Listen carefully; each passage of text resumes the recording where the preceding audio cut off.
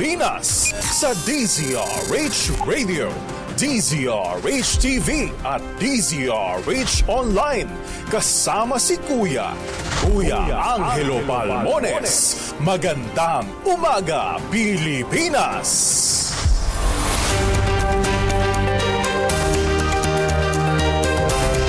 Miyerkules tayo ngayon. Huling araw po ng Hulyo 2024, July 31, 2024. Kasama pa rin natin ang buong radyo natin FM nationwide, ang ating mga action radio station sa Luzon, Visayas at Mindanao. 91.7 BNFM Radio sa Cebu at 94.3 FM sa Jansan. Kuya Angel po ito, si Angelo Palmon. Samahan niyo ho ako hanggang mamayang alas 6 na umaga. Sa ulo ng ating mga balita, mas magandang panahon inaasahan ngayong araw ayon ho sa Pag-asa. Pero ang mga namatay dahil po sa Bagyong Karina umabot na ng 39.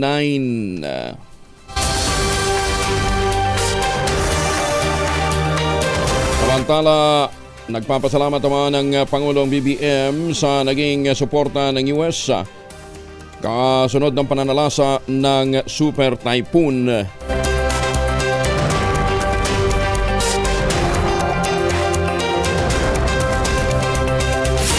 Vice President Inday Sara humihiling ng proteksyon sa kanyang pamilya matapos i-recall ng PNP ang kanyang security.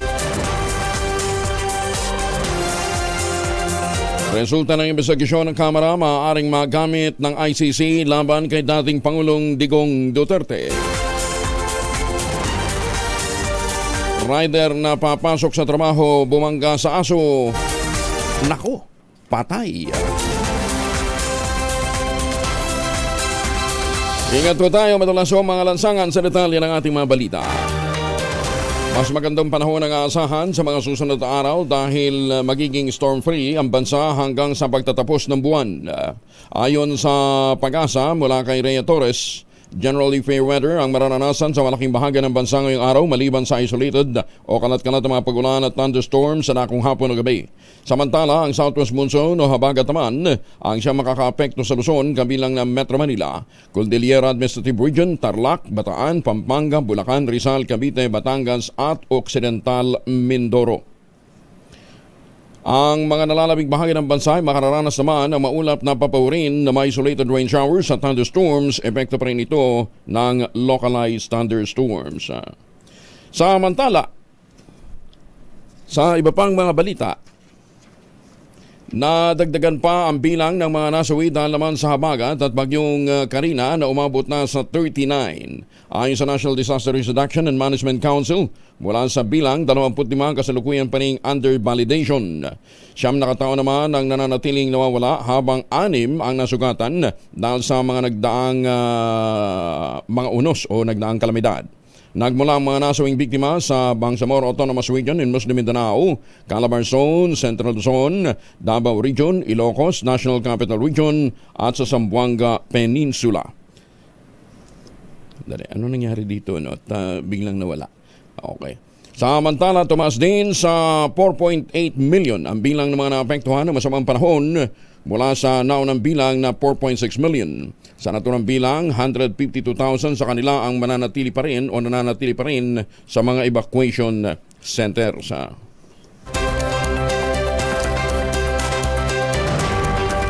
minuto na makalipas ang alas 4 na umaga. Taos-pusong nagpaabot ng pakikiramay si US President Joe Biden sa pamilya ng mga Pilipinong nasawi sa pananalasa ng Bagyong Karina at habagat.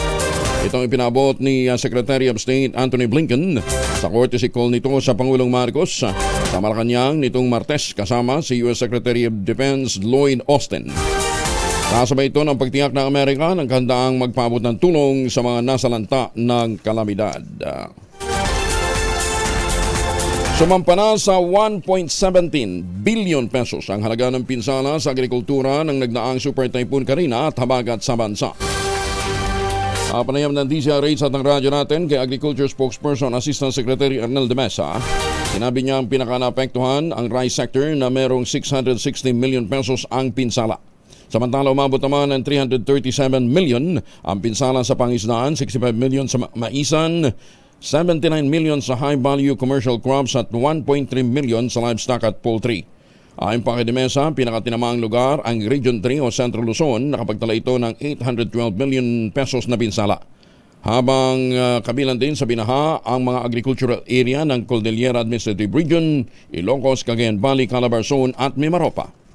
Total value ng pinsala sa sektor ng agrikultura ay nasa 1.17 billion pesos na. Opo. So naapektuhan dito yung ating rice sector at 660 million losses, ang ating fishery sector 337 million pesos, ang ating maisan at 65 million, ang high value commercial crops natin 79 million. In terms of area, Region 3 o Central Luzon yung nakapagtala na mataas na pinsala at 812 million. Ipinagutos naman ng Pangulong Bongbong Marcos ang timely o nasa oras na pagpapalabas ng mga babala laban sa paparating na mga kalamidad tulad ng malalakas na bagyo sa Metro Manila at iba pang bahagi ng bansa. Kasunod dito ng panalalasan ng bagyong Karina na nagpatindi sa habagat o southwest monsoon noong nakalipas na linggo. Bukod dito, nais din ng Pangulong BBM na magbigay ang mga ahensya ng pamahalaan ng critical disaster information tulad ng lokasyon ng mga evacuation center at emergency hotline. Inilabas ng Pangulong BBM ang direktiba sa idinaos na sectoral meeting bilang paghahanda sa paparating na La Nina. Muli namang nagbabala ang Food and Drug Administration o FDA kaugnay ng kumakalat na peking paracetamol sa merkado. Tinayo ng ahensyang publiko at mga healthcare professional na maging maingat sa binibiling gamot, partikular na ang paracetamol na ang brand ay Biogesic 500 mg. Ayon sa FDA, maaaring mapansin ang peke o hindi maaaring mapansin ang peke. Kasi talang parang kamukhang kamuka. Pero ba ang kulay nito sa authentic na produkto pati na ang lot number at packaging. Pinaalalahanan din ng FDA ang mga nagpapakalat na nagbebenta ng peking biogesic na sila'y maaaring maharap sa kasong paglabag sa Republic Act 9711 o Food and Drug Administration Act of 2009. Gayon din ang kasong paglabag sa Republic Act 8203 o Special Law on Counterfeit Drugs. Umirit naman ang proteksyon si Vice President Sara Duterte para sa kanyang pamilya. Kasunod ito ng pagtanggal sa kanyang 75 police escort sa harap ng panawagan ni Senator Ronald Bato de la Rosa sa mga dating PNP at mga AFP personnel na mag-volunteer para sa karagdagang security ng pangalawang Pangulo. Tiniyak ng Vice Presidente na hindi dapat na mag-alala para sa kanya at ang tanging hiling lamang niya ay tiyakin ang kaligtasan ng kanyang ina, asawa at 4 anak sa personal na mga pag-atake o kahit sa internet. Una nang binatikos ni VP Sara si PNP Chief Police General Romel Francisco Marbil dahil sa direktiba nitong bawasan ang kanyang police personnel. Inababalik naman ni Senator Jaime Marcos sa pambansang pulisya ang 75 security detail ni VP Sara sa lalong madaling panahon. Idinin ng Presidential Sister na si VP Sara pangalawang pinakamataas na opisyal ng gobyerno kaya hindi dapat na makompromiso ang kanyang kaligtasan. Ipinunto pa ni Senator Marcos na isang Duterte ang Vice Presidente na tagapagtanggol ng batas at kaayusan sa bansa. Pinatutsadahan naman ang mababatas si PNP Chief General Romel Marbil at sinabing hindi niya nga ito kilala. Ginawa ni Senator Marcos ang pahayag matapos tawaging political harassment ni VP Sara ang pag-aali sa kanyang security detail. Kasunod dito ng pagbibitiw ni Duterte bilang Education Secretary, viral comments sa SONA at nang lumabas ang isang video kung saan makikita ang kahawig umano ng Pangulong BBM na may sinisinghot na illegal drugs. Matatanda ang malapit na kaibigan ni Senator Marcos, si VP Sara, at makailang ulit niyang tiniyak ang suporta nito rito maski na kumalas na ito sa gabinete ng kanyang kapatid. 9 na minuto na makalipas ang alas 4 ng umaga. Nanawagan din si Senator Robin Padilla sa mga dating rebelde na merong tamang mga dokumento ng pagsukot amnestiya na voluntaryong tumulong para tiyakin ang seguridad ni VP Inday Sara. Partikular na nais ni Padilla na magbantay sa pangalawang Pangulo ay mga dating rebeldeng may kaalaman sa Penjaksilat, Kali, Eskrima, At nandang sa ilalim sa pagkasanay, pagsusuri at clearances, ganyan din ang approval ng Office of the Vice President. Kasunod dito ng pagtatanggal sa 75 police security personnel ni VP Sara, alinsunod sa direktiba ni PNP Chief General Romel Francisco Marbil na bawasan ang police escort ng pangalawang Pangulo. Tinawag naman ni Davao City Mayor Baste Duterte na stupido ang pagtanggal ni PNP Chief Romel Marbil sa PNP Security ni Vice President Sara. Ayon sa kapatid ng pangalawang Pangulo, hindi naman kailangang kunin ang lahat ng 75 pulis mula sa security detail ng Vice Presidente. Kung kailangan niya ng karagdagang pulis, maaari namang kumuha ng tig-isa sa bawat estasyon sa buong Pilipinas. Magbibigay din pa na alkalde tila nagpapagamit ng pulisya sa mga politiko at personal na interes ng mga ito. Well, that's stupid. No, di ka makakita pwede na magbunuton diya. Isa-isa, sa region baka or one. You only need 75 and that 75 has to come from the security detail of the Vice President. So how stupid are you? Kasi kailangan namin, marbil, otro pang Ay, just go ninyo. Sige mong paggamit ng mga politiko. Okay naman gamitin mo sa kaayuhan. Ganyan yan, gamitin mo sa personal interest. Mga niya.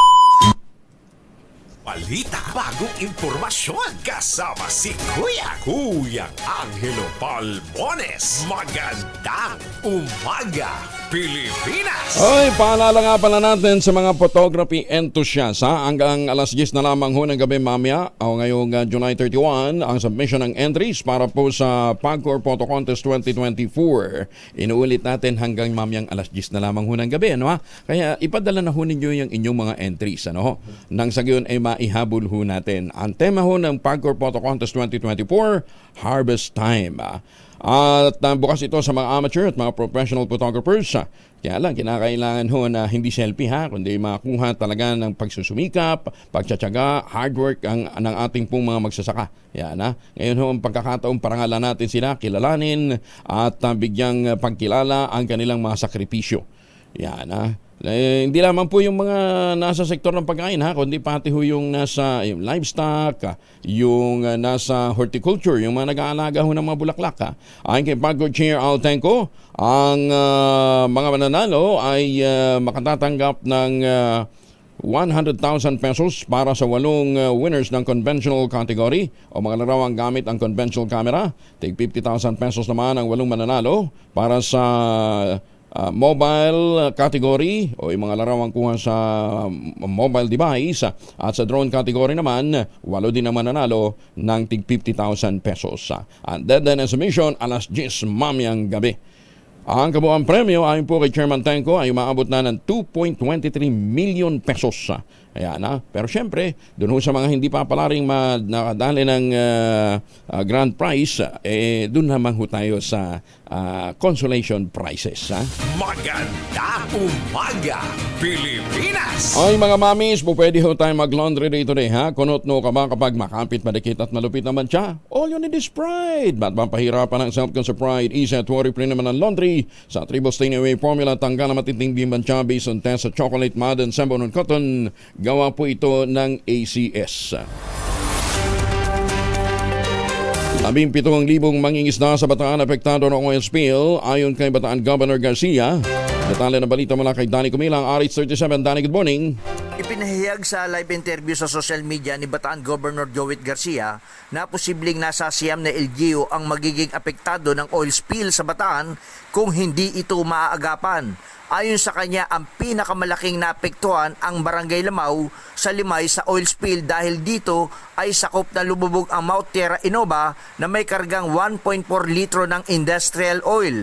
Apektado mangisda sa Bataan ay nasa 17,000. Yung naapektuhan po naming fishermen 17,000. Oo. But take away 2 barangays, 2 LGUs kasi nasa West Philippine Sea. So we're talking about maybe mga 14,000 fisher folks and 61 barangays po yan. Yung coastal barangays namin facing Manila Bay. Dagdag pa niya, humina na rin umano ang bentahan ng mga nagtitinda ng isda sa Bataan. Kaya pinaghandaan na nila ngayon ang pamamahagi ng tulong sa mga apektado mangisda mula sa DSWD. Pinagsasabit ni Governor Joey Garcia ang mga apektado mangisda ng mga dokumento na katunayan na sila ay mangisda na siyang naging apektado ng oil spill. RH37 Danny Kumilang para sa DCRH, una sa Pilipinas, una sa Pilipino. Maraming salamat, Danny Kumilang. Teka, nalilito ako dito. Iba yung napipindot ko. 15 minuto na makalipas ang alas 4 na umaga. Agad na pinakilos naman ni Speaker Ferdinand Martin Romualdez ang kanyang mga kasamahan sa Kamara ng Representantes upang matulungan ang libu-libong mangingisda sa iba't ibang lalawigan na apektado ng oil spill alinsunod sa direktiba ng Pangulong Bongbong Marcos na tulungan ang mga nangangailangan. Sinabi ni Romualdez na hindi dapat hintayin humingi sila ng tulong. Tayo nang lalapit sa kanila para alamin ang tulong na kinakailangan nila mula sa gobyerno. Iniling din ni Speaker Romualdez sa kanyang mga kasamahan na makipag-ugnayan sa mga apektadong komunidad sa Bataan, Pampanga, Bulacan at Cavite upang kaagad makapagbigay ng kinakailangan tulong. Pinatitingnan din ni Romualdez sa kanyang mga kasamahan ang tulong ng mga lokal na pamahalaan, Bureau of Fisheries and Aquatic Resources, yun din ang Philippine Coast Guard at iba pang mga kaukulang ahensya upang matukoy ang lawak ng pinsala ng oil spill. Ayon sa ulat, dumagas ang industrial fuel at diesel mula sa dalawang sasakyang pandagat na lumubog sa Bataan at Manila Bay area noong nakarang linggo. Isa sa mga sasakyan, ang MT Terra Nova, ay may dalang 1.4 million liters ng industrial fuel. Oy, happy birthday pala ngayon kay Doña Lydia de Roca ng Lydia's Leksyon.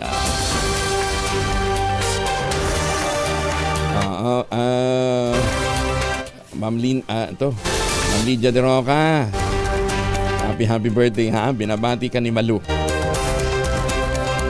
Presyo ng gulay sa Cordillera nananatiling matatag sa kabila ng mahigit 11 milyong pisong pinsala dulot naman ng bagyong Karina. Detalye ng balita mula kay Romy Gonzalez sa RH41. Naimbag na bigat, Romy. Nanatiling stable ang presyo ng gulay mula sa Cordillera Region sa kabila ng abot sa 11.73 milyong pisong pinsala sa mga pananim dulot ng Super Typhoon Karina na tumama sa rehiyon. Batay sa report ng Department of Agriculture Cordillera Disaster Risk Reduction and Management Information Center, inisyal na 11.73 milyong pisong halaga o 24.39 na metric tons ng high-value crops mula sa 129.78 hektaryang taniman ang sinira ni Karina. Abot naman sa 402 magsasaka ang apektado ng bagyo. Sa kabila ng mga naitalang pinsala, ang whole prices ng gulay ay bumaba.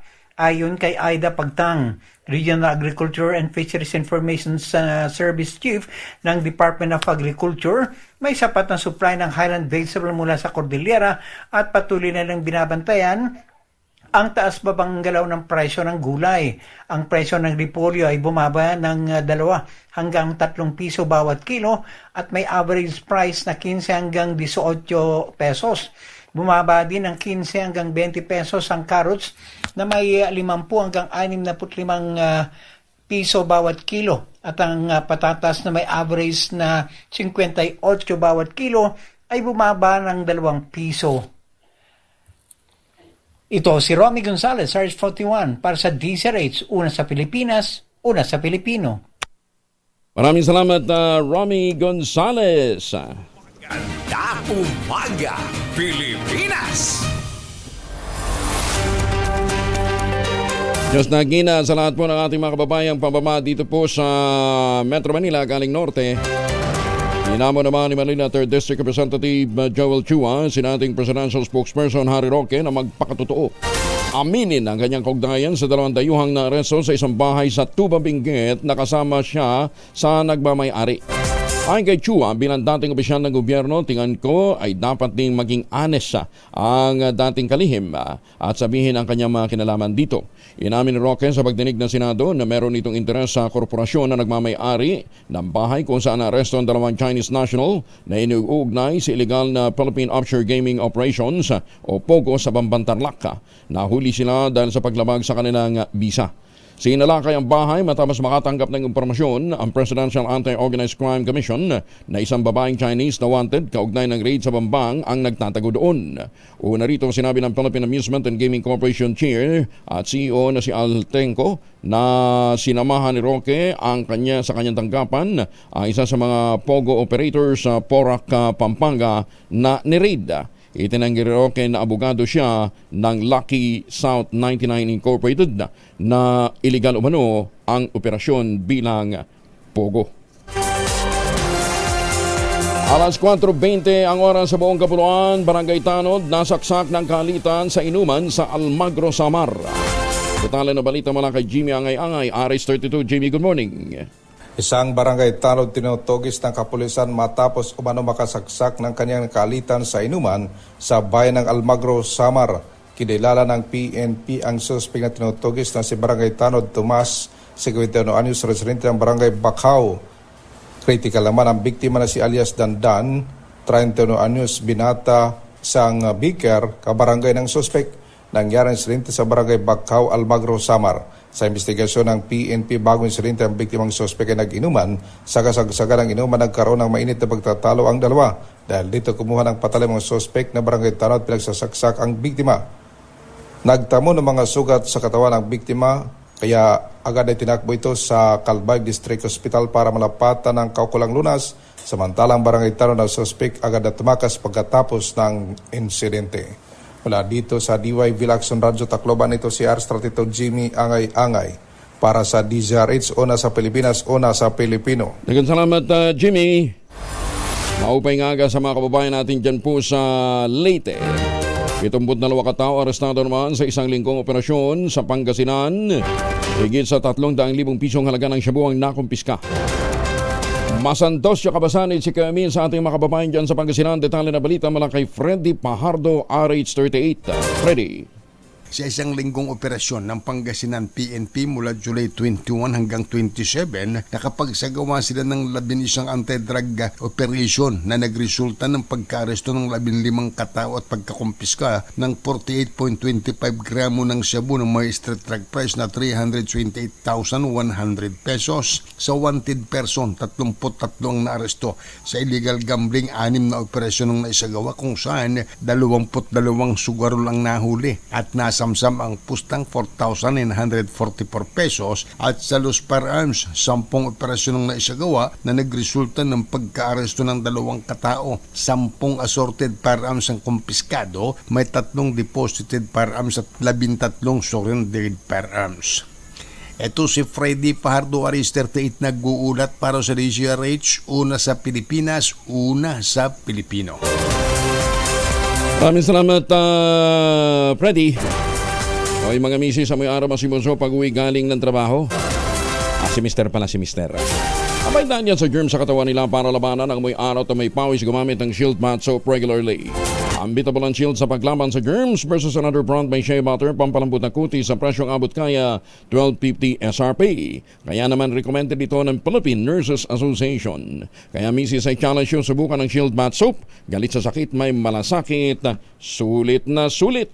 Bagong balita, bagong impormasyon. Kasama si Kuya Angelo Palmones. Magandang umaga, Pilipinas! 23 na makalipas ang alas 4 ng umaga, ang maging resulta ng investigasyon ng House Committee on Human Rights ay maaaring magamit sa kasong crime against humanity na kinakaharap ng dating Pangulong Rodrigo Duterte sa International Criminal Court. Ito ang sinabi ni Santa Rosa City Representative Dan Fernandez sa ginanap na pagdinig ng komite kaugnay ng extrajudicial killings na inuugnay sa kontrobersyal na kampanya kontra illegal drugs ng Administrasyon Duterte. Ito matapos na humarap sa hearing si dating Senador Leila de Lima at nagbigay ng kanyang testimonya. Pinalagan din ni Fernandez ang pagkustyon ni Senator Bato de la Rosa sa kapangyarihan ng Kamara na magsagawa ng investigasyon kaugnay ng EJK. Isang pahiwatig na kahandaan ng pakikipagtulungan ito sa ICC Sa kabila ng posisyon ng Executive Department na hindi ito makikipagtulungan sa International Criminal Court. Una nang pinunto ni De Lima ang kakulangan ng isinagawang investigasyon ng otoridad kaugnay ng mga pinaslang sa War on Drugs campaign ng nagdaang administrasyon. Sinabi pa ni De Lima na hindi hihinto ang ICC sa kanilang investigasyon hanggat walang konkretong hakbang na ginagawa ang gobyerno para usigin ang mga nagkasala. Sinalubong naman ang kilos protesta ng mga militanteng grupo ang pagbisita ni US Secretary of Defense Lloyd Austin at Secretary of State Antony Blinken sa Pilipinas. Napuno ng placard at tarpaulin na may panawagang palayasin ng tropa ng Amerika at pagbasura sa EDCA at Mutual Defense Treaty ang tapat ng headquarters ng Armed Forces of the Philippines sa Campo Aguinaldo. Kasama sa mga nagprotesta ang Bago Alyansang Makabayan, Kilusang May Uno, Alliance of Concerned Teachers at League of Filipino Students. Sabi ni Mon Panatino, Sekretary ng Bagong Alyansang Makabayan, isinusulong lamang ng Estados Unidos ang kanilang military agenda sa Pilipinas. Nangyari ang protesta kasabay ng 2+2 consultation ni Austin at Blinken kasama sina Philippine Defense Secretary Gilbert Chodoro at Foreign Affairs Secretary Enrique Manalo. Ang ating pamahalaan sa halip na kapayapaan at interes ng bayan ang ating isulong, nakikipagpulong pa sa mga tulad ni Blinken at ni Austin na ang agenda sa pagbisita sa Pilipinas ay para palawakin ang interbensyon militar ng US. Samantala, sa iba pang mga balita, tiwala naman ng leader ng Kamara de Representantes na matatapos ang panukalang pambansang budget para sa susunod na taon bago ang break ng sesyon sa Oktubre, gaya ng pinangako ni Speaker Ferdinand Martin Romualdez. Ayon sa mga leader ng Kamara, nadagdagan din ang panahon ng pagtalakay nito sa panukalang budget dahil isinimite ng Department of Budget and Management ang 2025 National Expenditure Program tatlong linggo bago pa ang deadline. Sa isang pulong balitaan itong Martes, kapwa binigyan din ni House Majority Leader Manuel Manix Dalipe at Senior Deputy Speaker Aurelio Don Gonzales Jr. ang kahalagahan ng pagkakaroon ng timeline na susundin ng Kamara upang hindi kulangin ng oras ang Senado upang maipasa ang panukalang pondo bago matapos ang taon. Batay sa legislative calendar, ang Kongreso ay nakareses mula September 28 hanggang November 3. Sinabi ni Dalipe ang epektibong pagganap ng chair at ng vice chairperson ng House Committee on Appropriations ang aktibong pakikibahagi ng minorya sa pagtalakay ng pambansang pondo ang magbibigay ng kumpiyansa sa kanila na matatapos ang deliberasyon sa nakatakdang petsa. Mahigit naman sa 1,000 halaga ng shabu na kumpiska ng kapulisan sa 5 drug personality na naaresto sa Davao del Sur. Tali na balita mula kay Jun Suter mula sa Action Radio Davao. May buntag ni mo, Jun. Kalabuso sa kulungan ang 5 drug personality matapos na aresto sa ikinasang drug bypass operation dakong alas 7:55 ng gabi sa Purok Malabago, Barangay Cugon, Digo City, Davao del Sur. Inaresto ng mga otoridad ang sinasabing drug den maintainer na si alias Butitok, 27 anyos, na nabilhan ng isang pakiti ng shabu na nagkakalaga ng 10,000 pesos. Kabilang sa mga naresto ay sina alias Jenky, alias Nor Adil, alias Jeffrey at alias Joy na aktong nahuli na shabu session. Sa nasabing operasyon, na-recover ang siyam na pakete ng shabu na tumitimbang ng 15 gramos na nagkakalaga ng 102,000 pesos. Sa ngayon, inihanda na ang isasampang kasong paglabag sa Republic Act 9165 o Comprehensive Dangerous Drugs Act of 2002 laban sa mga naaresto. Ito si June Suter para sa DZRH. Una sa Pilipinas, una sa Pilipino. Salamat, June Suter. Maganda umaga, Pilipinas! 29 na makalipas ang alas 4 ng umaga ay magandang umaga ho sa mga suki natin sa iba't ibang panig ho ng mundo, sa mga tagapakinig natin dyan sa Middle East, lalong-lalo ng ating mga seafarers, ang ating mga OFWs. Magandang umaga ho sa inyo. At sa lahat ho ng ating mga mandaragat saan mo pong panig ng mundo kayo naroroon, ingat po kayo. Muling maraming salamat po sa ating mga OFW sa kanilang pagsisikap o pagtitiis para makapagpadala ho ng dolyares dito sa Pilipinas. Kaya matatag po ang ating dollar Bagamat bumabagsak hindi ho ng katulad ho ng ibang mga currencies. Matatag pa rin ho siya. At magandang umaga po kay RJ Bila dyan po sa San Diego, California. Ay, Mayor Senny Mendoza, magandang umaga din sa inyo. At saka si Mr. Mike Lee ng Toyota, alamang kaagad din gumising Maganda umaga, Pilipinas! Para ito si Justice Max De Leon ang aga-aga din gumising. Magandang umaga din po sa ating mga midnight singers. Ay, Tita Cora, kumusta na po kayo? At saka si Boss Manny de la Peña, magandang umaga po sa inyo. Practice, ganda nun yung practice. Dalasan ho ninyo dahil sold out na yung ticket dyan sa sa Philippine Arena. Mukhang kulang yung espasyo,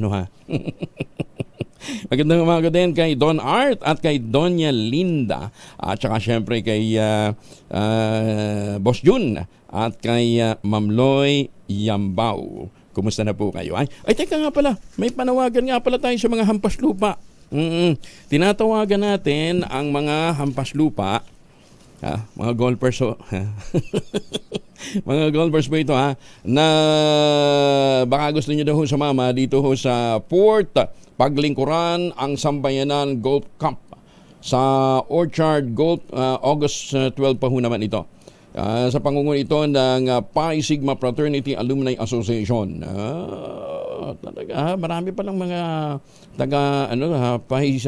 Pi Sigma Fraternity ang mahilig mag-golf. Baka gustong lumaban dito ni Deo, ni Mayor Deo. Ang panawagan po ay galing kay Pi Sigma Fraternity Alumni Association President Engineer Jose Ray Batumalake at ang ito po'y bahagi ng kanilang 52nd founding anniversary ng Pi Sigma Fraternity. Nabuo pa lang Pi Sigma sa University of the Philippines noong August 15, 1972. May dalawa na pong programa na sinusuportahan ng palarong ito, ang paglingkuran ng Sambayanan and Paragon Scholarship ng Pi Sigma Fraternity. Marami na libo-libo na natulungan ito.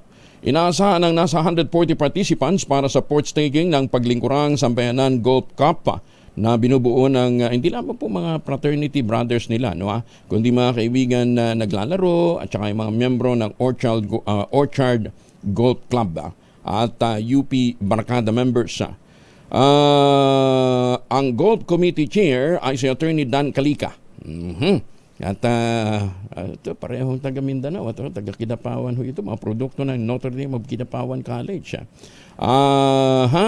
Siguro para sa karagdagang detalye, tawagan nyo na lang si Attorney Dan Calica sa 09 Attorney Dan Calica sa 0918-902-1169. Ayan, para po sa karagdagang impormasyon. O dili kaya si Engineer Jose Ray Batumalake. Yan, tawagan ho ninyo para po sa karagdagang impormasyon. Yan, so lahat ho ng mga mahilig mag-golf, ang paanyaya ho sa inyo ng Pi Sigma Fraternity Alumni Association ay para po sa kanilang torneo ngayon pong August 12. Yan po sa Orchard Golf Course. Maganda umaga, Pilipinas! 33 na makalipas ang alas 4 ng umaga. Para sa mga may lakad naman, huwag kalimutan magbaon ho ng family alcohol. Dalawang proteksyon, dalawa po ang formulation ng family alcohol na pwede nating baunin proteksyon ng pamilya laban po sa mikrobyo. Yung family 70% isopropyl alcohol specially prepared for clinics, hospital, pharmacies, laboratories, pero okay na okay din po sa mga households. Very effective yan sa disinfection at sterilization. Ganyan ang bagsik ng family 70% isopropyl alcohol. Yun namang mabangong family rubbing compound improved alcoholone. Yan po yung mabangong isopropyl alcohol na ginagamit po ng mga masahista, mga barbero, mga doktor, mga nurse, mga kumadrona for sponge baiting and cleansing purposes. Family rubbing alcohol parang DCRH subok na sa mahabang panahon, mabibili sa mga butika at convenience stores nationwide. Family rubbing alcohol, hindi lang pampamilya, pang sports pa. Education Secretary Sani Angara pinarangalan sa Senado. Detalye ng balita mula kay Raymond Denpas, RH28. Raymond. Nagbigay pugay ang mga senador kay dating senador at ngayon ay Secretary Juan Edgardo Sani Angara ng Department of Education o DepEd. Ito ay sa pagitan ng Senate Resolution number 1070 na inakda ng mga kasamahan sa Magnificent Seven. Kinabibilangan ito ni na dating Senate President Juan Miguel Zubiri, Senator Loren Legarda, Nancy Binay, J.V. Ejercito, Joel Villanueva at Sherwin Gatchalian. Sa kanyang sponsorship speech, sinabi ni Zubiri na pinatunayan na ni Angara ang kanyang pagiging mahusay na mambabatas bilang naging may akda o sponsor ng 340 batas bilang congressman at senador. Naging chairman ng Senate Committee on Finance sa panahon ng COVID-19 pandemic. Ilan sa mga batas na pinakahuling kanyang inakdayang Tatak Pinoy Act, Ladderized Education Act, Unified Student Financial Assistance System Act, Student Fair Discount Act at Sangguniang Kabataan Reform Act. Pasalamat naman si Senator J.B. Ejercito at kanyang naging kaibigan, si Secretary Angara, kahit na magkaiba ang kanilang partido politikal na kinabibilangan nang sila ay pumasok at nagsimula sa Senado. Alam naman ni na Senador Binay, Legarda, Villanueva at Gatchalian na nasa mabuting kamay ang DepEd sa pamumuno ni Secretary Angara. Sumuporta din sa resolution sina Senador Grace Poe, Jinggoy Estrada, Robin Padilla at iba pang mga senador. Ito si RH28, Raymond Denpas para sa DZRH. Una sa Pilipinas, una sa Pilipino. Maganda umaga, Pilipinas! Ay, magandang umaga din po sa mga Pilipino dyan sa Guam at sa mga suki ho natin sa Australia at New Zealand. Magandang umaga ho sa inyo, ha? Siyempre, sa mga Pilipino ho dyan sa Hong Kong na nakatutok ho sa atin ng maaga. Kamusta na po kayo? Ay, magandang umaga din po sa mga taga Lucena, Quezon, ha? Lalong-lalo doon sa mga bumabati kay Dr. Kim Tan. Dr. Kim Tan, kumusta na ho kayo, ha? Bakit ba ito lapitin ho ng mga matrona, mga dalaga, mga dalagita, mga tricycle driver at mga taga-palengke, ha? Diyan sa Lucena City, ha? Si Dr. Kim Tan. Plano ng Philippine Health Insurance Corporation o PhilHealth na tapyasan ang kontribusyon ng mga miyembro. Maayos ano ha? Ito ay kasunod ng nabunyag na malaking pondo ng State Health Insurance na hindi nagagamit at pinababalik pa ng gobyerno. Sa hearing ng Senate Committee on Health and Demography sa issue ng 89.9 billion pesos na news fund, sinabi ni PhilHealth na President at CEO Emmanuel Ledesma, pinag-aaralan nila ang pagbabawas ng halaga ng contribution rates. Oras niyang magkasundo ang kanilang team, agad na isusumite ang rekomendasyon kay Pangulong Bongbong Marcos. Paano nga naman di ba? Noong January, nagtaas ka ng singil. Tapos wala pang nasa kalagitnaan pa ng taon. Sasabihin nyo, hindi, may excess fund kami. 90 billion. Ay, sus, may ginoong buhay talaga. Saan ka ba pupulutin? Isinusulong naman ni Senator Amy Marcos sa mabigyan ng government employee status sa mga kadete ng Philippine National Police Academy na may kaakibat na benepisyo. Nakasa dito sa inihaing Senate Bill 2754 ng Senadora matapos na bumisita sa PNPA sa Silang, Cavite. Sa ilalim ng panukala ni Senator Marcos, bibigyan din ng civil service eligibility, mga benepisyo at pribilehyo ang mga kadete. Naniniwala ang presidential sister na dapat matamasa ng mga ito o itong mga PNPA cadets ang naturang mga benepisyo bilang tagapangalaga at tagaprotekta ng karapatan ng mga mamamayan. Inihain ni Senator Marcos ang panukalang batas matapos magsilbing guest of honor at speaker sa incorporation rights ng PNPA Sandirangan Class of 2028. Bahagi ng event ang groundbreaking ceremony para sa Marcos Field na inalay kay dating Pangulong Ferdinand Marcos Sr. na kinilala bilang ama ng PNPA. Maganda pagising niyo. Siguro kayo'y nakapag-ultabayo, ha? Ang ultabayo ang kauna-unahang post-biotic food supplement na rekomendado ng mga doktor rehistrado sa Food and Drug Administration. Pero sabi ho ng mga doktor, anytime po pwede ho tayo mag-take ng 2 kapsula ho ng ultabayo. Pero pinakamaganda, mga 30 minutes bago ka matulog yan para mas effective. Ano nga bang Ultamayo? Ito po ang postbiotic food supplement na with Lactococcus lactis strain plasma. Ito po yung inaral ho na madalubhasa sa Japan ang pagkatagal-tagal sa ilalim po ng isang masusing clinical trial. Ang bawat kapsula ng Ultamayo ay nagtataglay ng 50 billion cells ng Lactococcus lactis strain plasma. Kaya pag pumasok daw po ang postbiotic sa katawan, itinataboy nito ang mga toxin sa ating katawan habang tayo po ay natutulog. Ganun pa rin sistema nun, ano ha? Ina-activate nito ang commander ng ating immune system, yung pong plasmacytoid dendritic cell. Kapag nangyari ho yan, syempre lumalalim ang ating tulog, nagkakaroon tayo ng magandang tulog, nagkakaroon tayo ng sapat na lakas para sa kinabukasan. Kaya pala pagkagising mo kapag ikaw ay nakapag-ultabayo, kahit na ikaw ay puyat, pagod o kaya stressed, maganda pa rin ang mood mo. Yung bang pagising mo sasabihin mo pagharap ng salamin Engineer na Ray Taladro, ang pogi mo. Buti sasagot naman yung salamin. Since birth, yan ha. Siguraduhin lamang po na anyong bibilhin na Ultamayo sa Lazada at Shopee ay galing po sa Theoxis Health Ventures. Kung may mga concerns pa ho kayo, po pwedeng makipag-ugnayan sa 0917-110-6580 o dili kayo, punta ho kayo sa pinakamalapit na Mercury Drug, Amesco Drug, Pasmed Pharmacy, John's Pharmacy at Curamed. Ayan. Ma'am Dottie Molino ng Kidapawan City, ha? Yung inyong concern ay pinarating na rin ho natin. Ha?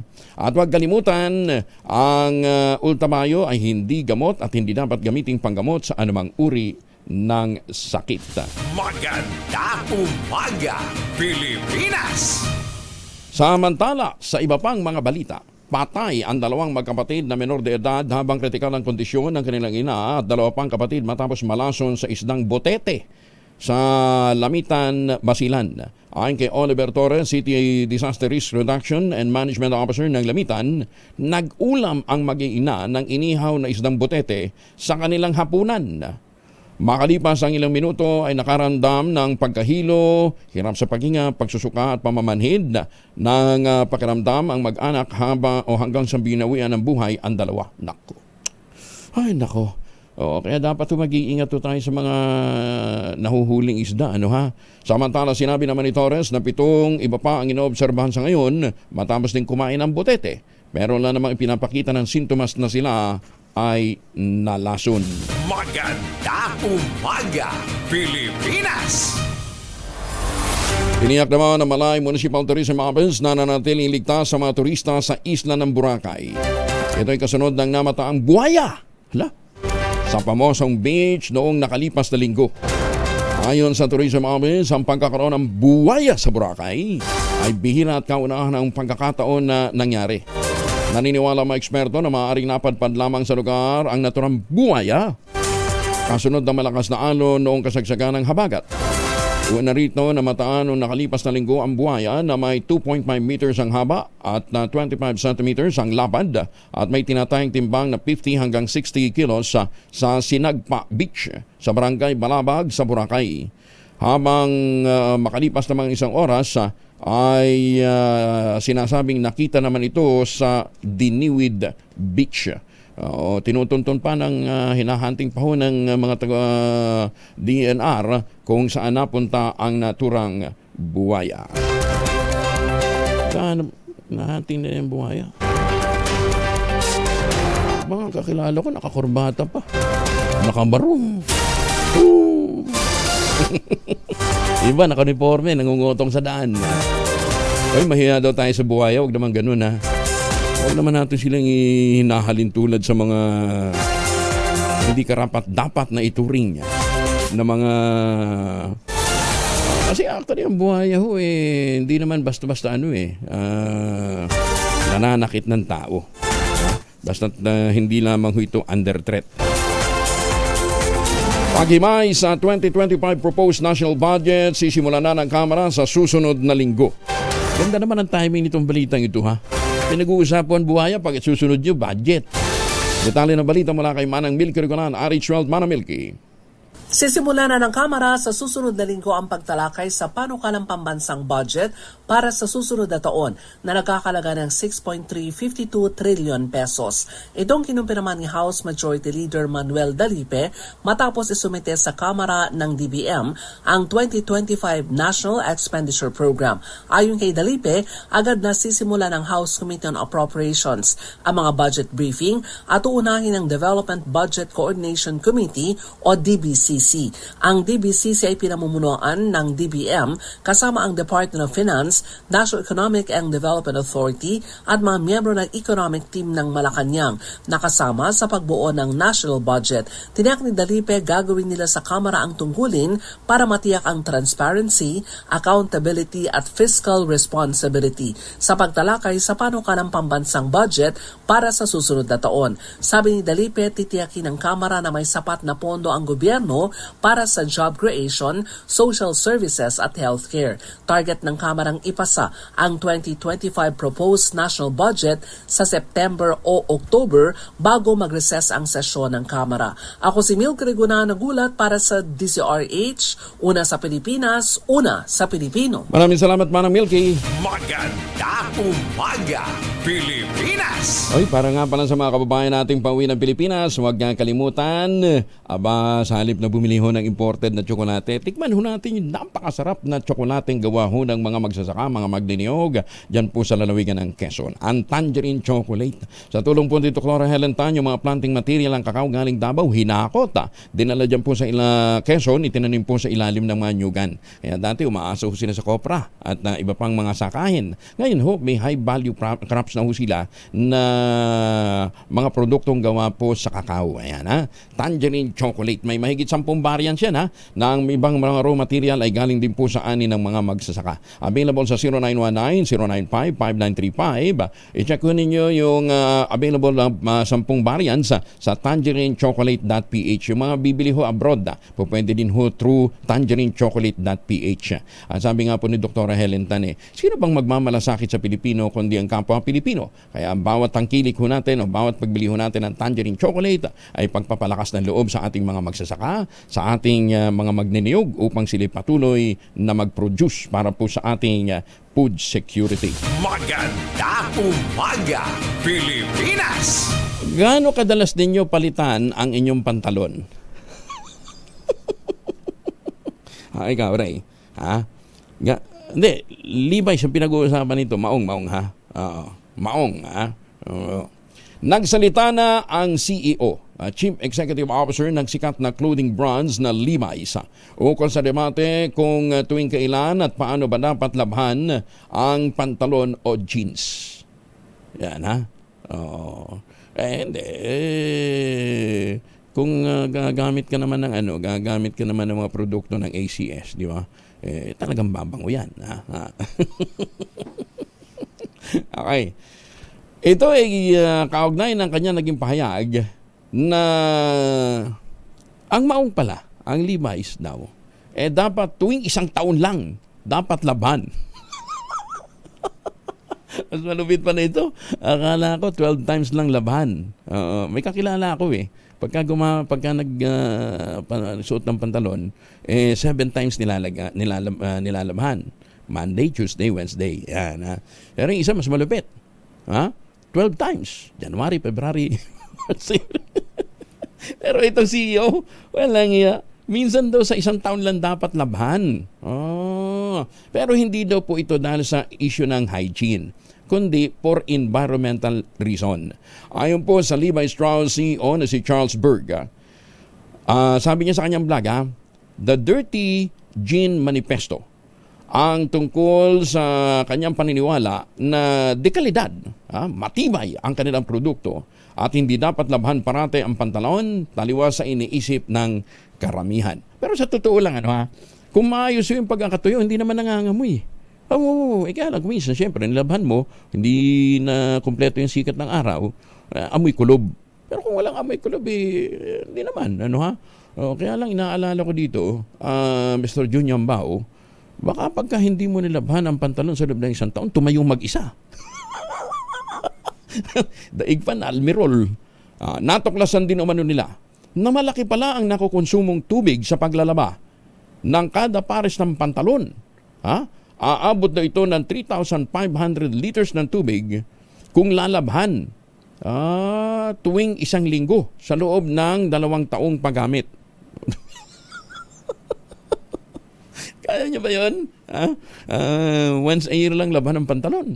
Karamihan din niya sa mga denim jeans na ay ginagawa sa mga lugar na may kakulangan ng supply ng tubig tulad ng India, Pakistan, Mexico, China at California. Matatandaan na noong 2023, ibinahagi din ni Berg na nilalabhan niya ang kanyang pantalon habang naliligo. Aba! Parang cowboy, ano ha? Oo. At suot-suot nito gamit ang kanyang sabong paliligo. Shield bath soap kaya ginagamit niya habang naliligo. Ayan ha? Oo. So, habang naliligo, itong si Charles Berg, ano ha? Suot niya yung kanyang pantalon. Naka-underwear din kaya siya. Baka naman ang underwear niya, maong din. Bakit?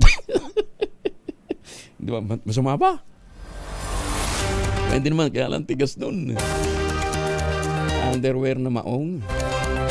Bagay, dati ang uso katsa. Di ba? Buti na lang ako, hindi ko problema yun. Hindi na ako nag-underwear. Hindi, joke lang. Bahag pa rin ang ginagamit namin. Ayan, yan ha. Maganda yung tip niya, para makatipid daw tayo sa tubig. Para, pero dapat, orig yung inyong jeans. Para masiguro natin hindi mangangamoy, habang naliligo daw siya, suot niya ang kanyang pantalon, gamit naman ang kanyang sabong pampaligo. Ayan, hindi niya lang sinabi sa atin kung shield bath soap po ang kanyang ginamit. Hoy, speaking of shield bath soap, congratulations nga pala sa ating winner. Nadali na nga pala yung 15,000 pesos natin na premyo sa mahiwagang tunog. Teka muna, anong ba ang pangalan ng winner natin? Mamaya, ibibigay natin. Pero may binigay na ho sa atin si Mambabel na Aribe, ng winner ng ating mahiwagang tunog. Nadali niya ay 15,000 pesos. Hanapin ko mamaya, 15,000 pesos ang napanalunan niya. Konti na lang idadagdag niya, 20,000 pesos na. Pang all-in down payment na yan, pambili mo ng bahay at lupa. Yan po sa Westchester Realty. Huwag natin kalimutan yung pinakamurang ready for occupancy unit ngayon. With easiest term, 5% lamang down payment, pwede pang Gibbs. Ano pang iniintay po ninyo? Ito pa rin ang pangarap magkaroon ng sariling bahay sa presyong abot kaya. Puntahan natin itong mga inaalok na proyekto ng Westchester Realty. Yung Severa Bacolor, Severa Mabalacat, at saka Samira. 7 days after ng take-out ng Pag-ibig Housing Loan, pwede ka nang maglipat bahay agad. At 20,000 lamang po ang down payment. At kung ngayon pa ho kayo bibili, may chance pa ho kayong manalo ng 342 sa anumang Asian destination na tatamaan ng inyong Lucky Dart. Pwede kayong pumunta ng libre for 2 sa Japan, Taiwan, Singapore, Hong Kong o sa Thailand, kung saan tatama ang inyong Lucky Dart. Kaya dapat bago kayo pumunta doon, mag-practice na muna ho kayo ng pagpukol ng inyong mga dart para ang tatamaan ay yung lugar na gusto ho ninyong puntahan. At kung ngayon ho, baka sinuwerte pa ho, hindi kayo swertehin doon sa Lucky Dart, i-avail ho ninyo yung Premier e-bike at plus aircon promo ng Westchester Realty. Ito pa rin ang pangarap na magkaroon ng sariling bahay sa presyong abot kaya. Ayan, ito nga pala ang numero tatawagan. 0996-501-5555 at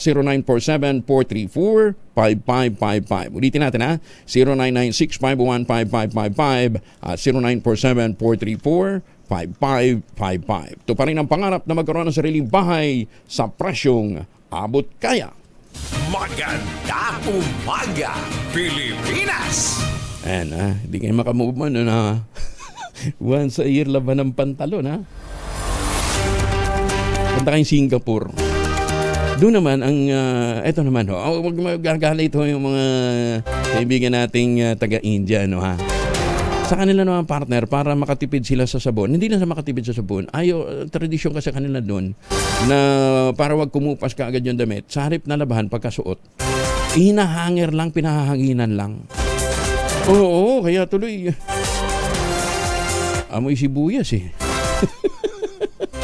Lalo na pagka nakasabay ho ninyo sa mga bus o kaya sa mga sa mga tawag niyo, enclosed na area. Oo. Talagang doon, isasabihin mo, hari nawa, may tawas akong bit-bit. May alok naman 100,000 pesos na pabuya sa sino mang makapagtuturo sa bumaril sa Philippine Eagle na si Mangayon. Naghati sa naturang pabuya sina Davao de Oro Governor Dorothy Gonzaga at Environment Secretary Maria Antonia Yulo Luisaga sa pagbibigay ng tig 50,000 pesos. Lain ng pabuya na mas mapabilis ang paghuli sa salarin sa pagkamatay ng endangered at pambansang ibon na Philippine Eagle. Matatandang nabaril si Mangayon sa Davao de Oro at dumanas ito ng severe blood loss nitong Hulyo dahil sa tinamang tama ng bala sa kanyang pakpak. Sa ulat ng Philippine Eagle Foundation, si Mangayon ang ika-20 eagle na na-rescue mula noong 2020 at pang-apat namang nabikti ng pamamaril ngayong taon. Hindi ko naman maintindihan sa ating mga kababayan. Ba't yan kinakailangan saktan yung ibon? Lalong-lalo na pagka nakita ho ninyo na na medyo may kalakihan. Kasi ito naman, ang haba ng wingspan ito eh. Iwasan na ho ninyo dahil yan po ay sumisimbolo sa mga Pilipino. Ang ang agila po ay pambansang ibon, di ba? Yan ay lumalarawan ng katatagan, pag pupunyagi, tsaka yung pagiging kasi very loyal ang ang Philippine Eagle, yung mga lalaking Pilipino, very loyal. Kumakatawan yan sa pagiging loyal ng mga esposong Pinoy. Magandang umaga, Pilipinas! Walang binigay na numero, Malo kung sa makikipag-ugnayan. Natawag ho kayo sa pinakalapit na tanggapan po ng DNR o ng mga Menro at Penro ho ninyo kung may nalalaman ho kayong may impormasyon tungkol po sa namaril dito o mga namamaril ng Philippine Eagle. Pero wag lang ho ang Philippine Eagle, kahit anong uri ho ng ibon. Wag ho nating sinasaktan. Dahil alam mo ba ninyo na napakalaga ho ng ibon? Parang mga parang tawag dito, bubuyog, o yung mga bees. Napakalaga ho nila para sa pagkakaroon ng continuous supply ng pagkain. Mga pollinator ho yan Diba? Lalo na yung mga maliliit na ibon. Napaka-importante po nila, napakahalaga po nila sa ating ecosystem. Magandang umaga, Pilipinas!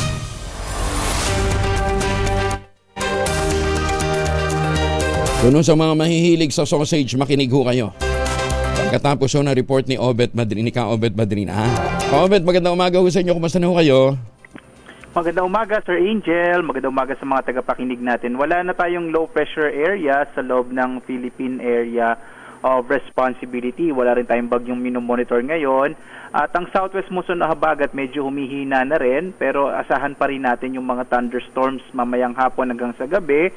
Ang posible din po yung mga rain showers sa umaga o sa madaling araw. As of 3 a.m. nga kanina, naglabas tayo ng thunderstorm advisory. Posible po ang pag-ulan sa ilang bahagi ng Batangas at Quezon, pero hanggang mga bandang 5 or 6 a.m. lang yun ngayong umaga. Samantala naman, sa iba pang bahagi ng ating bansa, kasama dyan yung kamay nilaan, makararanas tayo ng mga isolated o pulong-pulong pag-ulan, pagkilat, pagkulog sa hapon, hanggang sa gabi. Sir Angel, wala tayong nakataas na gale warning. So, ibig sabihin po, ligtas naman pumalawat yung mga sakyang pandagat at malilit na mga bangka sa mga baybayin ng ating bansa. Posible po hanggang weekend na ganito yung magiging lagay ng panahon natin base yan sa pinakauling datos na meron tayo ngayon. Kaobet, ano yung mga naglalabas sa mga balita na yung papasok daw na bagyo mas matindi pa kay Karina? Opo, I think nakita nga rin po natin yan last week, at may pangalan na nga, na ito daw yung magiging Dindo. Una, tama na ang next na magiging pangalan ng bagyo ay Dindo, pero po yung low pressure area na binantayan natin, I think ito yung binanggit nila or yung mga kumakalat na balita, Pero hindi po yung totoo, natapos na yung low pressure area, hindi naman ito naging bagyo. So wala pa po tayo na-expect ngayon. Bilib naman ako sa ang daming mga kababayan natin nagiging forecaster bigla, ha? Oo, tsaka Ang hirap po talaga, no? Kaya nga po sana mag-follow po tayo yan sa inyo, makinig po sa mga balita, at gayon din sa iba pang mga official na Facebook page or social media platforms ng DOST Pag-asa. Nung takinon ninyo, LPA pa lang, sama ng panahon pa lang, na-forecast na kaagad nila na mas magiging matindi ito. Di ba? Oo, totoo po yun. Minsan nakakagulat po din talaga. Hindi ko alam kung ano tinitingnan nito. Bolang kristal ba? Kwadrado o triangle? Oo, totoo nga po yun. Ang galing humula.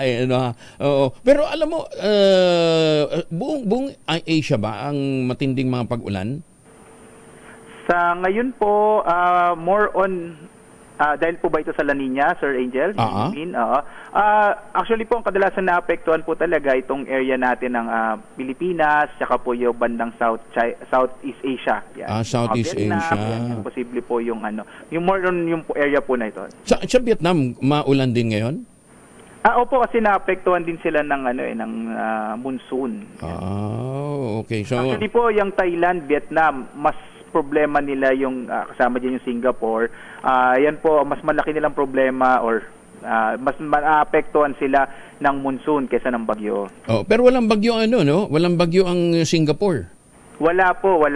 Tsaka yung Thailand, ang pinakauli nga po nila, o isa sa pinaka naalala pa nilang bagyo base sa mga interaction natin with ng mga forecasters nila sa Thailand, mga 1989 pa. Kasi nga po, bihira po. Opo, ako nagulat na 1989 pa yun. Kaya pala maganda yung production nila ng Pero binabaha din naman sila. Yun po yung concern nila. Actually, bago pumunta sa atin naman, kung yung bagyo sa atin manggagaling, sa kanila manggagaling yung monsoon. So, ganyan po yung interaction natin with them. Bakit ang Singapore hindi nakakaranas talaga ng bagyo? Well, for one po kasi, isa po sa mga requirements ng bagyo, medyo mataas. Relatively po, yung tinatawag na Coriolis effect. No? Dapat po more than 5 degree ang taas, yung lokasyon niya. Yung Singapore, medyo mababa po yan. Okay. Pagdating sa location from equator? Yes po. Tapos, isa pa po, kailangan din kasi meron kang tinatawag na malawak na ocean basin. So, sakto po, tayo yun yung West Pacific po in particular. So, ang Thailand, since 1989, sabi mo huling nagkaroon ng bagyo, or at least, iyon po yung pinaka-naalala nilang bagyo. Tapos ang Singapore, hindi nakakaranas ng bagyo, Yes, opo. Bukod pa po doon, maliit din kasi yung Singapore, no? So, kahit magkabagyo, minsan hindi na tumatama sa kanila. Pero ang tindi ng kanilang weather bureau. Well-funded. Well-funded ang kanilang weather bureau, At saka talagang highly equipped ng mga makabagong kagamitan. Tsaka ang taas pa ng sweldo, kaya kaya nilang ma-migrate ng mga tagapag-asa. Kaya dapat pondohan natin. Nadagdagan ba yung Nadagdagan na ba yung pondo para sa modernization? Parang hindi ko yata kayang sagutin niya si Angel, yung administrator na lang. Sige. Salamat sa Angel. Parang P-box din ho ito, na kinakailangan ho ng pondo pero gaano karami ang Sinat pa rin bang natin administrator ngayon? Opo, Doc Nat Servando. Si Dr. Nat Servando. I-refer ko na lang po kayo. Tanungin niyo na po ito sa bagyo. Tatanungin ko siya. Kung gaano karami pa rin ang JO dyan, sige po. Pero may mga JO pa rin tayo. Meron pa rin po. Meron pa rin. Kita ko rin. Isinusubo natin sa kabakbakan, isinusubo natin sa bagyo't mga baha, isinusubo sa lindol. Pagkatapos yung mga scientists natin, jump order. Saan ka naman nakakita? Kaobet, maraming salamat. Thank you for joining us. Salamat, Sir Angel. Si Kaobet Madrina mula po sa Pag-asa. Ayan, nakita ho ninyo, ang Singapore, walang bagyo. Ang Thailand, bihirang magkaroon ng bagyo. Pero ang tindi ho ng programa nila. Pagdating po sa kanilang meteorological agency. Sa atin, yung PBOX halimbawa, kalahati ng puwersa nila, more than half pa nga ng puwersa nila, job order. Natutulog pa rin ho hanggang ngayon yung modernization program, yung bill. Para i-modernize at ayusin po yung stamping pattern ng PBOX. Ang Pag-asa, nag-level up na, kaya lang yung funding pa rin pinag-uusapan, di ba? Kaya maiinggit ka. yung mga gamit ho ng mga weather forecasters nila, nung mga meteorologic, mga scientists na doon, may inggit ka. Samantalang ang Pilipinas ho, hindi mo kinakailangan ng gumawa ng artificial na bagyo. Bakit? Average, 22 na bagyo. Taon-taon. Hindi mo rin kailangan ng magtayo ng isang laboratorio para mag-simulate ho ng bagyo. Kaya yung mga dalibhasa sa ibang bansa, dito nag-aaral. Pinag-aaralan ho yung mga bagyo ng Pilipinas. Bakit ho kanyo? Nandito nga ho sa atin natural. Ha? Hindi kinakailangan ng simulator. Diba? Kompleto tayo. Kompletos Ricardos tayo. May 22 tayong bagyo taon-taon. May mga pagbaha tayo nararanasan regularly. Ang dami nating bulkan, ang dami nating fault system. Kompleto tayo. Tapos meron pa tayong mga politiko. Ganda umaga, Pilipinas! Ang dami nating disaster. 4 na minuto na makalipas ang 5:00 ng umaga. This time check is brought to you by ACS Manufacturing Corporation, ISO certified, maker of world-class quality Pride detergent. Kasama si Kuya Angelo Palmones. Magandang umaga, Pilipinas!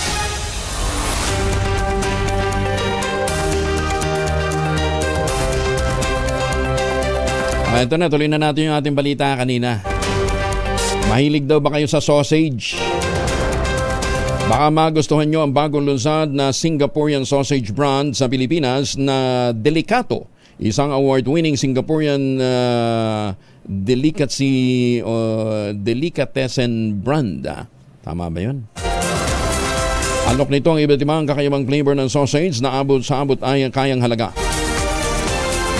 Merong hot and spicy, may truffle cheese, may cheddar bratwurst, mixed herb and spices, at meron pang smoked bratwurst. Mabibili ito sa iba't ibang grocery store sa bansa gaya ng SNR, SM, Unimart. Nabatid na simula ng ilunsad ng Singapore noong 2021, ang Delicato nakatanggap na ito ng iba't ibang pagkilala. Gaya na lamang ng Fast Moving Consumer Goods Product Asia Awards at Product Launch of the Year and the Design Singapore Award. Mas masarap pa rin ho yung mga yung sausage na gawa ng Pinoy. Oo, iba paggawa ang atin. Diba? Sa laki, sa size, sa lasa. Iba ang sausage ng mga Pinoy. Hinihiling na pondo ng Office of the President sa 2025, bumaba ng 200 million pesos. Detalye ng balita mula kay Rose Babiera. Rose, good morning.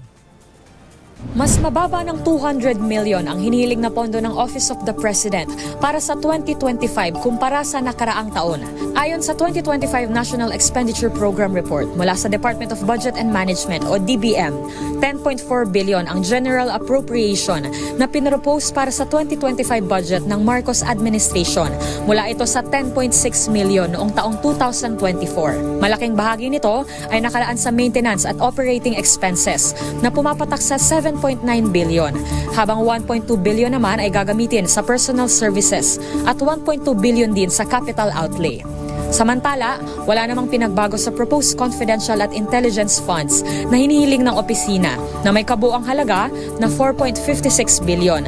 2.2 billion dito ang para sa confidential funds, habang 2.3 billion naman sa Intel Fund. Ayon sa tala ng NEP, ang Intel at confidential funds na hinihiling ng opisina ng presidente ay hindi na nagbago pa simula noong taong 2023. Isinumite ng Malacanang sa Kamara ang 2025 proposed national budget kahapon na nakakahalaga ng 6.352 trillion pesos.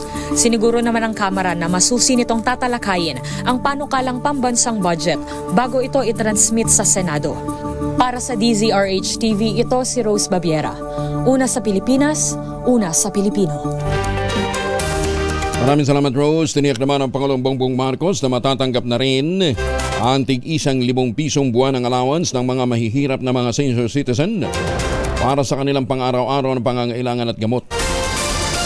Sa budget message ng Pangulo para sa fiscal year 2025 na nakalagay sa official website ng Department of Budget and Management, binigyan din ito ang pangangailangang matulungan ang mga nakatatanda.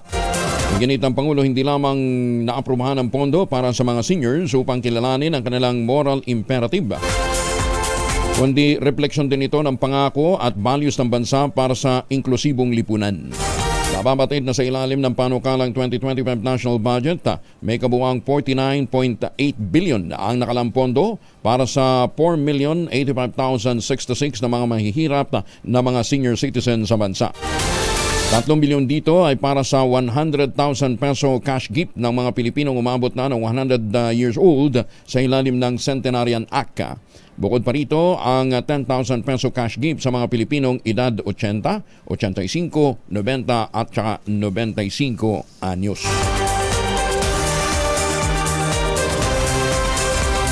Bagong comedy bar daw po ni Vice Ganda, laging fully book. Maraming naiimbierna. Kasama na dyan si Morley Elinio. Morley, good morning. Gising na ang showbiz! Rampa na Pilipinas! Marami sa kababayan natin ang imbierna, naiinihas, nagtataasan ng kilay. Paano naman daw kasi? Hindi ka makakaupo at magkakaroon ng magandang pwesto kapag walk-in customer ka lang sa bagong bukas na comedy bar ni Vice Ganda sa Quezon City. At ito ay ang Vice. Karamihan ng mga customer ay laging nauubusan. Lagi daw kasing fully book ang nasabing Vice Comedy Bar. Sorry po sa lahat, sabi daw. Sold out po. Yun daw ang maririnig kapag bibili naman ng ticket sa online. Bongga, ha? Kuwento ni Bambi Moreno, ang transgender na dating kilala bilang aktor na si Arthur Benedicto. One time daw, nagpunta sila sa Vice Comedy Bar. Pero umalis din sila matapos na tumayo sila ng pagkatagal-tagal dahil walang enough space para sa mga tulad nilang walking customer. O, di ba? Social ng kay Vice, ang dami ng tao. May kamahalan din daw ang entrance fee with matching drinks. Pero nakapagtatakang puno ng tao ang nasabing bar ni Vice Ganda. Yan ang ating DZRH Showbiz Satis News. Ako po ang inyong RH47, Morley Alinio, para sa DZRH. Una sa Pilipinas, una sa Pilipino, babu. Magandang umaga, Pilipinas! Ay, magandang umaga po sa mga taga Quezon, lalong-lalo na sa mga taga Lucena City. Binabati ho nila na magandang umaga si Dr. Kim Tan. Magandang umaga, Pilipinas! Dapat daw para magandang gising natin, nag-uultabayo tayo. Ha? Anytime po pwede ho nating inumin ang ultabayo, i-take natin ang ultabayo. Pero pinakamaganda, sabi naman dalubhasa, 2 kapsula bago humatulog. Ano bang ultabayo? Ang ultabayo po ang kauna-unahang postbiotic food supplement na rekomendado ng mga doktor, rehistrado sa Food and Drug Administration.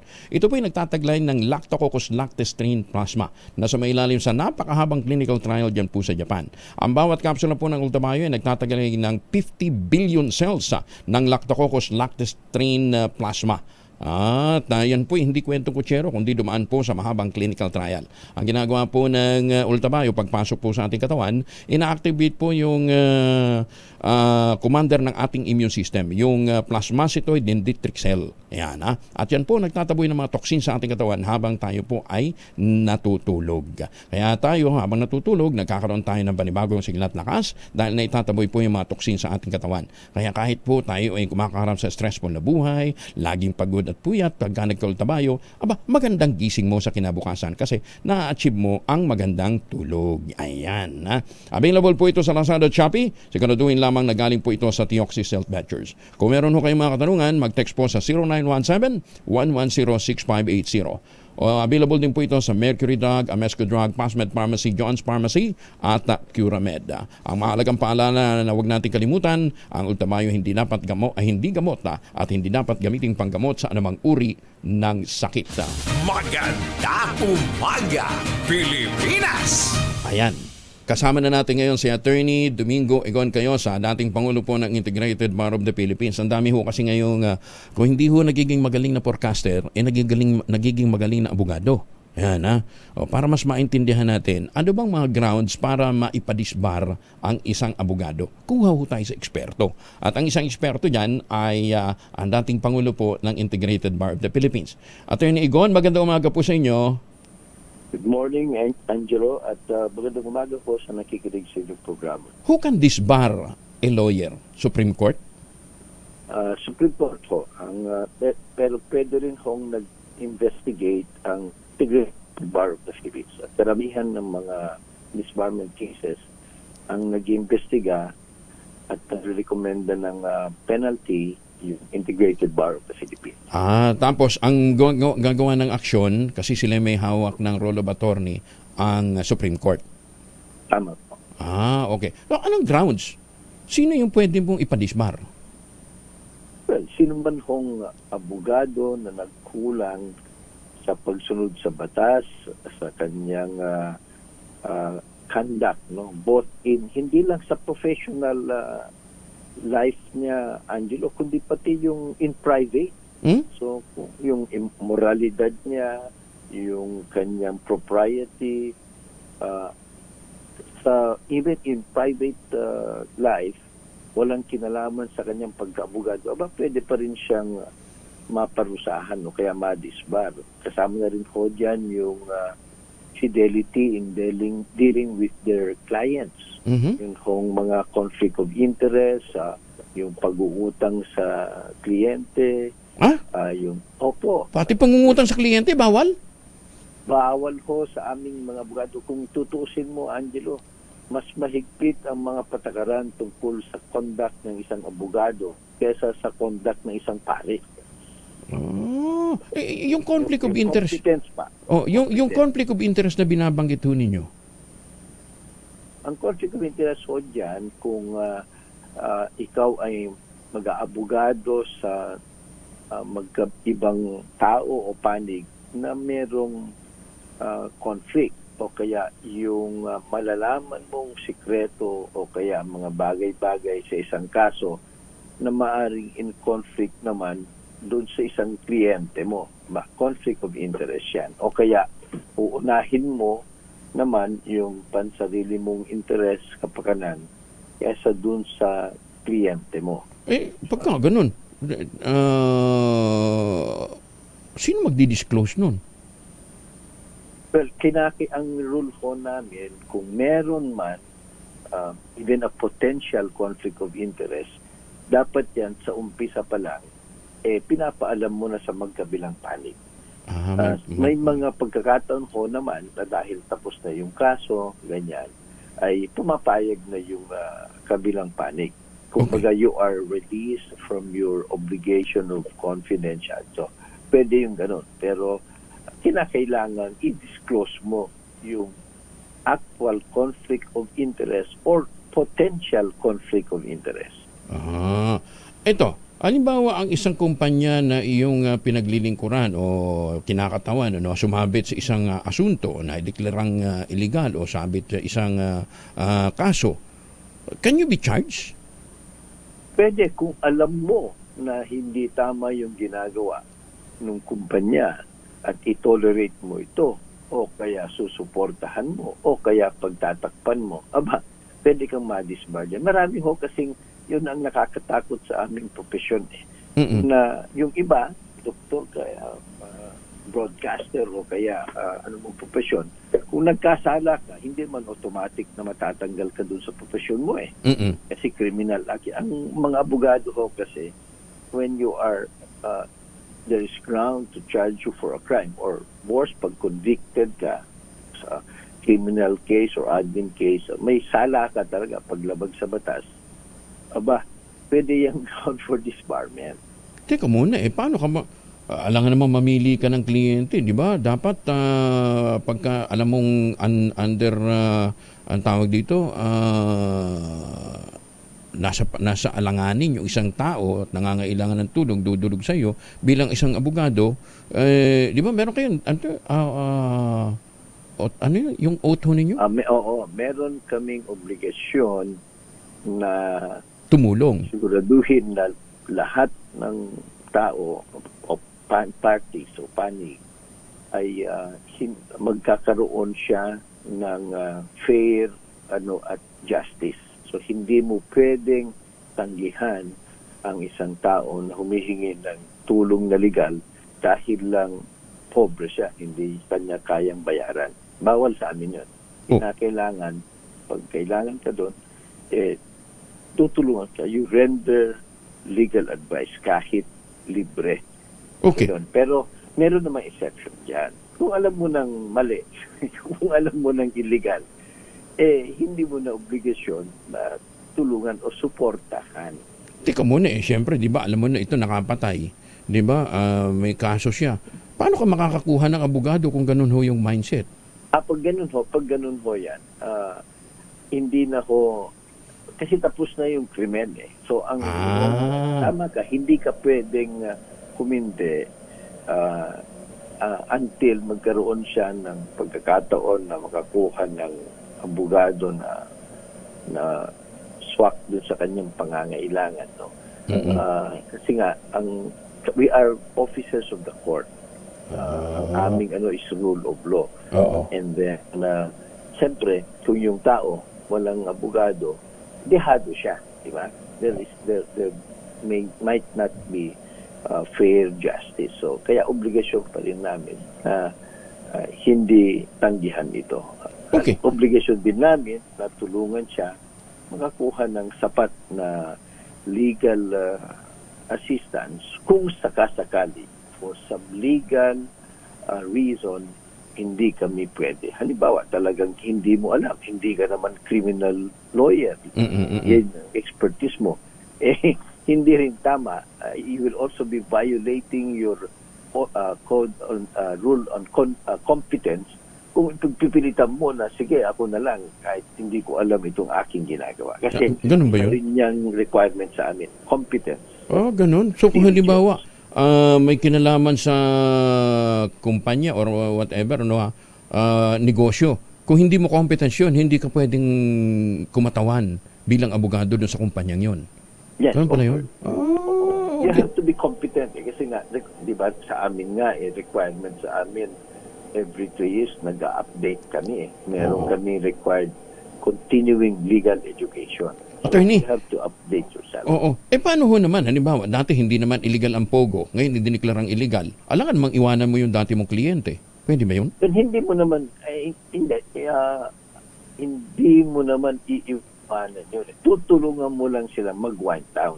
Kasi di ba, ngayon, sabi ng gobyerno, kasi hindi ho naman sa illegal tinanggalan lang sila ng prangkisa. So, ilinaw ko natin yan. Yung nangyari, hindi ko naman sinabing illegal yung Pogo. Kasi nga, meron naman silang permit sa mga existing regulations o polisiya ng gobyerno. Pwede sila. So, hindi naman sila illegal. Ang ginawa lang tinanggalan na sila ng pribilehyo. Kasi yung pag-ooperate ng negosyo, lalo-lalo ito, mga highly regulated businesses gaya ng Pogo, nabibigyan ka ng prangkisa. Yung prangkisa, hindi ho yan kasi karapatan. Pribilehyo lang yan. At kasama dun sa prangkisa na ito ay alinsunod sa lahat ng batas o polisiya ng gobyerno. Nagbago kasi ho yung polisiya So, hindi naman, illegal na yung ginagawa nyo. Hindi ho, kinanggalan lang kayo ng pribilehyo. Kaya, mag-wind down. Kaya nga binigyan sila hanggang end of the year. The year, opo. Attorney. Hindi naman sila illegal, pero yung prangkisa, tinanggal na sa kanila. Pagka na-disbar, pwede pa rin mabigyan ng pagkakataong mapatawad. Makakabalik pa rin sa pagiging abogado after disbarment. Meron ho yung tinatawag ng Supreme Court na judicial clemency. Yung bang tanggapin mo yung parusa mo. Kailangan, ang requirement dyan, tanggapin mo yan. At tanggapin mo na nagkamali ka talaga. Dalawa, magpakitang gilas ka na you learn from that lesson and then ikaw ay nagbago at meron ka pang may tutulong sa lipunan o magiging useful member of the profession kung sakasakaling ibalik yung lisensya. Kung bang repentance, reformation, kailangang ipakita mo yun. Okay. In some cases, pinagbibigyan sila ng Supreme Court. Sino pwede mag-file? Anyone? Yung taong mismo ho. Tao mismo. At saka, yan, siyempre, hindi lang yung sabi mo. Magsasubmit ka ng mga ebidensya, mga certification, Okay. diba? Na nagbago. Halimbawa, yung iba sa amin na didisband dahil dalawa asawa. O kaya hindi sinusuportahan yung asawa, di ba? Ganyan. So, Hindi, pero pakita mo na, Oo. na you suffered enough, you have learned your lesson, kinatanggap mo na mali yun, at you have made reparations, at nagpakita ka ng asal na pag ikaw bibigyan ng magiging matino kang abogado at makakatulong ka in the administration of justice. Hindi, sino hong pwede mag-file ng disbarment complaint? Kahit o sino. Kahit sino. Diretso sa Supreme Court. Pamilya mo, kaaway mo, kung minsan mo, statistically, sa aking experience, kasi yan ang isang pinakamabigat na trabaho ng presidente ng IBP at sa ating board. Na kami ho yung nag-imbestiga. Sa aming, statistically, 80% ho ng mga disbarment cases talagang harassment case lang Pinulitika ka lang, nag-aalit lang sa iyo natalo, o kaya nainggit. Pero yung 20% ho kasi, may basihan talaga yon. So, usually ang penalty from censure, reprimand, hanggang disbarment, yung parang penalty ng isang abogado. Yun yung ultimate na parusa. Attorney Igon? Mataas na parusa. Attorney Igon, thank you for joining us. Magandang umaga po sa inyo. Maraming salamat po. Maraming salamat. Magandang umaga ko sa lahat. Maraming salamat. Si Attorney Domingo Igon Cayosa, dating Pangulo po ng Integrated Bar of the Philippines. Magandang umaga, Pilipinas! 26 na makalipas ang alas 5 ng umaga. Pilipinas! Alas 5:30 ang oras sa buong kabuluan. Kasama na ho natin ang isa ho sa napakasipag at napakaagang gumising na miyembro po ng mataas na kapulungan ng ating pong Senado. Si Senator Amy Marcos, ang chairperson ng Committee on Economic Affairs at Committee on Electoral Reforms. Senator, magandang umaga po sa inyo, ma'am. Hello, kumusta? Nagising kayo, ha? Ay naman, oo. Dapat mas mauna akong magising sa inyo. Naimbag na bigat na Manang. Po, kumusta na ho kayo? Mabuti naman. At eto nga, yung staff ko nagkasakit na ng leptospirosis, flu at kung ano-ano sa kaiikot. Kaya pinangangambahan natin, baka magkasakit rin ang ating mga kababayan mula dito sa mga baha. Naku, talaga naman, mag-ingat tayo. Oy, Sen, pero etong good news ha. Sabi ho ng, kasi sinilip nyo yung pagsasuuli ng 90 billion ng PhilHealth. Sabi ho ng PhilHealth, pinag-aaralan nila na bawasan ang kontribusyon ng mga miyembro ho ng PhilHealth. Teka muna, sabi nga natin nagtaas nitong January. Pagkatapos ngayon, magre-recommend silang bawasan matapos nyo silipin yung 90 billion na isinauli. Di ba? Parang, alam natin. Nahihilo na nga ako sa kanila. Sa totoo lang, litong-lito na ako. Tamla kulang yung pera, magdagdag ng pera. Pagkatapos may ekstrang pera, sinoli pa ng 90 billion. Pagkatapos ngayon, babawasan ng premium. Nakakahilo. Ano ba ito? Saan ba tayo patungo talaga? So, ano mangyayari dito, Sen? Kung i-recommenda nila, pabor ho sa inyo yun? Pabor sa atin yun. Kasi maganda talaga kung bawasan yung premium, pataas ng pataas. Alam naman natin, kada taon halos nagdadagdag. At itong sinasabi na transfer sa National Treasury ng excess funds, paano naman nagkaroon ng excess funds yung PhilHealth, talagang illegal. Kasi alam natin, katulad ng SSS at GSIS, pag-aarian ng mga member, hindi naman yan na pera ng gobyerno na. Pag napasok na sa PhilHealth, mga premium yan na binayaran ng mga member. So yung mga member ang may-ari, hindi pwedeng pakialaman ng gobyerno yan. Kaya nagulat nga ako dyan at sa palagay ko may mga kaso na talagang magsasabi na hindi po pwede yung palipat-lipat yung pera ng PhilHealth. Kahit galing yan sa gobyerno, binayaran yung non-paying members or non-employed members, talagang sa PhilHealth pa rin yan. Magpapakialaman, hindi pwede yung ganon. Tapos biglang ngayon, kaya pala nila bawasan yung premium. Naku, ano ba ito? O nga, parang harapan tayong hino-hold up So, ibig sabihin, kahit pa sabihin lang isauli nila, kahit na sabihin babawasan pa yung premium, kailangan pa rin isauli yung 90 billion. Oo, para sa akin. Magandang balita yung babawasan yung premium. Palay dagdag na lang eh. Pero sa kabila nun, isoli pa rin nila yung 90 billion kasi mali yun. Pagka-ari yun ng members, hindi po pwedeng bumalik sa gobyerno. Tapos ililipat daw sa magagandang project. Tama naman na kailangan ipondohan yung project. Pero yan para sa PhilHealth. Alam natin talagang hirap na hirap ang mga kababayan natin. Kapag may nagkasakit, talagang daling-dali. Ang katutak ang request sa akin. Dialysis, chemo, gamot, walang katapusan. Opo. Sen, teka, baka mapalayo tayo doon sa talagang reason kaya kami napatawag. Last week, dumaan sa atin yung pamimerwisyo ni Karina at saka ng Habagat. Ano, ha? Nag-ikot kayo at nakita nyo maraming flooded areas. At isa sa mga ni-raise ho ninyo yung problema natin sa flood control. Nasaan ho ba talagang problema? Naglaan ng malaking pondo, bakit binabaha pa rin ho tayo? Yun na nga, nagtataka nga ako kasi doon sa DPWH pa lamang, ginagastos natin, pumapatak na ng 1.4 billion a day. Isipin nyo, a day. Wala pa dyan yung MMDA, yung mga LGU, yung NIA, yung gastos pa ng DENR sa river control. Ang daing pera nilalaan sa flood control. Nung nagtatanong na kami, saan napunta yung pera? Abay, ang sabi ba naman, wala pa kasing nabubuong master plan.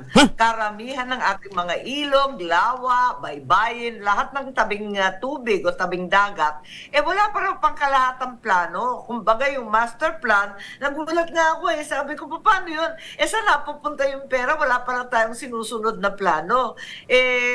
Depende daw. Anong depende saan? Depende sa sino mag-sponsor, sino magsabi, kung saan ilalagay. Labo naman nun. Kanya-kanyang kabig na lang. Alam ninyo, ang masaklap dito, nung bago akong congressman, naalala ko pa yun bagong-bago ako, no? Sabi ko, huy, ba't ang daing yung linalagay na pera sa flood control projects ninyo? Wala naman kayong ilog. Ba't ganon? Tapos sabi niya, huy, wag kang maingay dyan. Walang sumisisid sa COA. Kaya, malapit na eleksyon, mag-flood control ka na. Naku, ano ba naman yan? Talaga naman kasi, hindi na o-audit yung flood control. Wala nang sisisid na auditor. Ayan naman. Sente ko muna, sabi niyo walang master plan. Wala tayong pondo for master plan o talagang walang master plan?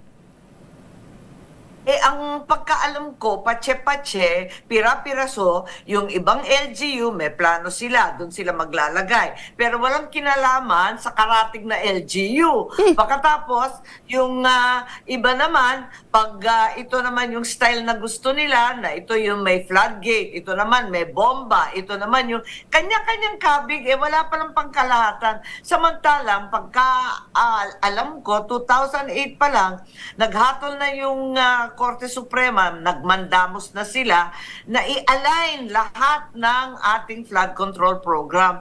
Ang bunsad yung tanging resulta lamang nung Supreme Court decision na yun, yung mandamos, yung Dolomite Beach. Paano ba nangyari yun? Ba't nauwi sa Dolomite samantalang yung sinabi, i-align lahat, magkaroon ng isang master plan. 2008 pa to ang tagal-tagal na. Ngayon, nalaman namin, wala palang sinusunod. Kaya sa budget ng 2025, feasibility study pa lamang ng master plan, 23 billion na naman ilalaan.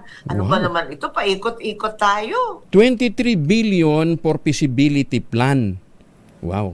Oo, feasibility. Ngayon pa lang mag-feasibility. Hindi siya feasible. Ano ba yun? At ibig sabihin, walang plano. Nayanig yata ako, saan napunta yung bilyon-bilyon na yun? Kaya pala pagka ang isang flood control hindi dumaan doon sa right of way na ayaw ni congressman o ni governor o ni mayor, hindi na susunod. Yun, wala na din. Aray ko. Tapos may mga konsiderasyon pang pinag-uusapan. Ano bang konsiderasyon yan?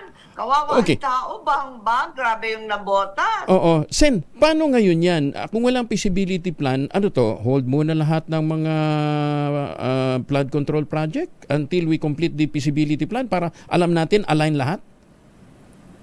Hindi ko alam, parang palagay ko, hindi naman pwedeng ihinto lahat. At least yung pansamantala, yung floodgate dyan sa Navotas na sinasabing nabangga nung March, nung June, kailangan ma-repair yan, obvious yun.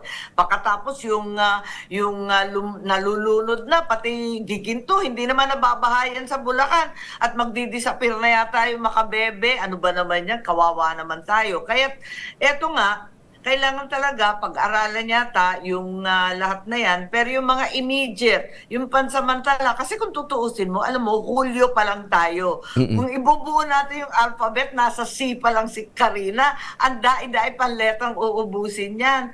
Kaya yung pansamantala, naintindihan ko, sa Webes, meron kaming hearing na postpone kasi kahapon dapat yung hearing namin tungkol sa flood control. Sabi nila, pinatawag daw sila at mag-assess na naman sila ng plano. Ano ba ito? Okay. Talagang litong-lito na kami. Sana sa Webes magkaroon ng konting liwanag. Sino ho ang gagawa ng feasibility plan? DPWH? Para saan na? DPWH daw ang gagawa ng feasibility plan. Pero ang alam ko, di ba yung MMDA at yung mga iba't ibang LGU, may sarili-sarili rin yan. Tapos may Laguna de Bay Development Authority. Meron pang malaking gastos ang Bulacan, ang Pampanga, yung mga nadadali dyan. Talagang hindi mo na maintindihan eh. Kaya for me, yung emergency measures, ituloy na lang natin, magkasundo tayo, pero at the same time, alamin natin, totoo pa lang, walang master plan, pambihirang buhay to. Yung malalaking ilog at karamihan ng waterways natin, walang plano, iilan lang talaga ang may plano. Bakit hindi natin gayahin yung ginawa ng San Miguel dyan sa Zambales, Sen? Yung adapt a program ni ni Don Ramon Ang, inadapt niya yung river system ng Zambales para silang bahala maghukay at magpalalim ng ilog. Baka Yes, pwedeng... tama yun. Kasi tama yun, Angelo. Talagang dapat ganun eh. Mag-decide tayo kung ano yung plano, tapos taon-taon may maintenance. Ganyan din kami sa Ilocos eh. Talagang kailangan taon-taon mine-maintain. Kasi syempre, napupuno na rin yan ng kung ano-anong basura. Magaling pa tayo magbasura. Isa pa yan sa Navotas, dun sa 81 na floodgate, bombastic na tinatawag nila. Dun sa 81, yung 8, hindi na umaandar pagkat punong-puno ng basura. So, hindi ko maintindihan. Ang sabi, nag-clear na daw ng katutak na basura yung MMDA at DILG. Anyari? Talaga naman. Sinong in charge? Ito, katakot-takot na sisihan. Hindi, sinong in charge ho sa paglilinis ng mga pump?